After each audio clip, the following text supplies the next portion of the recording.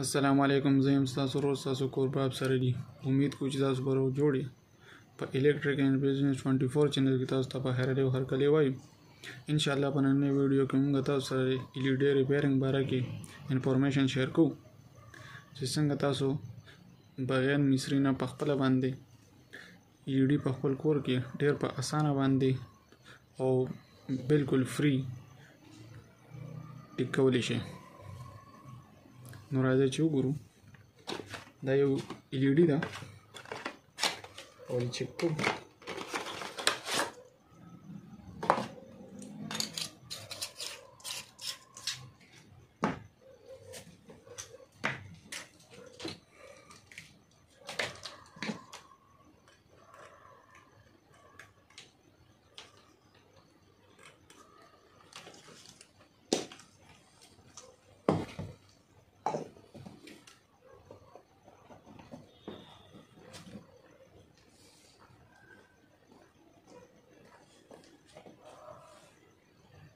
دا تاسو کتئ چې دا LED نه بلیږي، یعنی فرق دی پکې.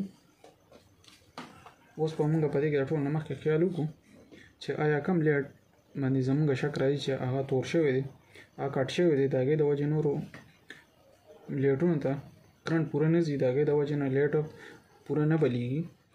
دې لایټ ته تاسو خیال وکړئ. دا لږونده کې تور په نظر باندې راځي. نو تاسو کتئ چې اوس یې ګورو چې دا د دې فرق دی او که نه. دا په خپلو کې مونږ شارټ کړو، مونږ ته به دې پته ولګي. دا تاسو کتئ چې د دې یو لایټو وجه ده چې د دې د وجې نه د نورو لایټونو ته پوره کرنټ نه ځي. نو دې لپاره اسان حل دا دی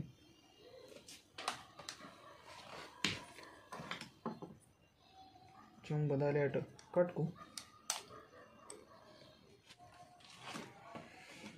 په دې باندې مخ خپل ټانګه ولګو.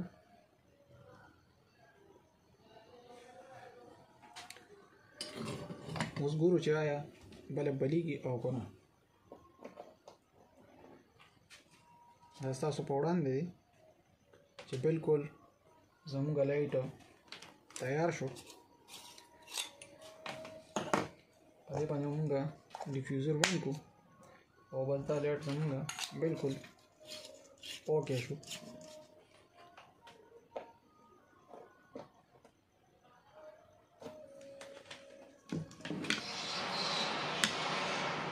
یو سمپل غونډه طریقه وه چې په دې طریقه باندې تاسو تقریبا چې 20 نه 30% پر لایټونه بغیر څه خرچې نه، بغیر څه محنت او ډېر په اسانه باندې ټیک کولی شئ. نو امید کوم چې دې نه به تاسو پوره فایده اخیستې وي. که ویډیو هم خوښ شوی وي نورو ملګرو سره شیر کړئ چې نورو ملګرو ته هم د دې نه فایده ورسي. او الیکټریک اینډ بزنس 24 چینل سبسکرایب کړئ او د بیل آیکن بټن ضرور ووهئ چې زموږ د ملګرتیا دغه شان جاري وي. د الله په امان.